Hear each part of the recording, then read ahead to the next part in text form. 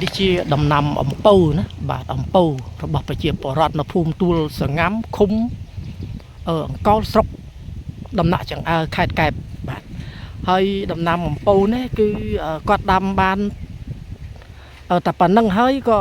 មិនមានទីផ្សារដែរសម្រាប់គាត់ហ្នឹងអញ្ចឹងគាត់ខឹងគាត់ដុតចោលបាទតែម្ដងហើយឥឡូវនេះសូមអញ្ជើញបងប្អូនជនរួមជាតិយើងស្ដាប់ម្ចាស់អំពៅហ្នឹងមើលដែល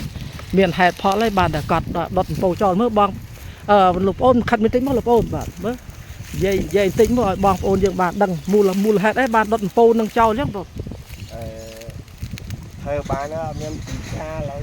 យើងដុតចោលដាំចង់ដុតចោលដាំអំពៅដាំមិនស្មៅគោវិញដាំស្មៅគោវិញហ៎បាទមានទីផ្សារអត់មានអញ្ចឹងអំពៅហ្នឹងបន្តិចដែរទេហើយអំពៅច្រើនហើយហ្នឹងអញ្ចឹងអំពៅមានហើយតិចគោតាមថាប្រោកូនដាំតទៀតឡូវអត់មានអ្នកទិញដុតចោលហ្មងអញ្ចឹងដុតចោលអត់មានអ្នកទិញមានអីលោកប្អូនឈ្មោះអីគេខ្ញុំឈ្មោះរិទ្ធហ៎បាទអីរិទ្ធ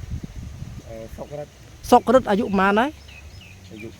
30អាយុ30ហ៎បាទហើយអំពៅពុំដុតចោលពីថ្ងៃណាដុតចោលបានណា3 4ថ្ងៃអូ3 4ថ្ងៃអរគុណណាបាទអរគុណបងប្អូនបាទមកដុតអំពៅចោលណាបាទដែលជនរួមជាតិបងប្អូនយើងណាបាទជួយមើលអំពៅរបស់គាត់ដើមស្អាតណាហើយគាត់ដុតចោលគាត់ថាអត់មានទីផ្សារអត់មានអ្នកទិញអ្នកអីចឹងដាំមកខាតដុតចោលហ្មងឥឡូវគិតថាដាំស្មៅគោវិញម្ដងបាទហ្នឹងហើយអំពៅអញ្ចឹងអរគុណណាបាទប៉ុណ្ណឹងចាស់ឲ្យពួនមានខ្លីបាទជម្រាបលាបាទ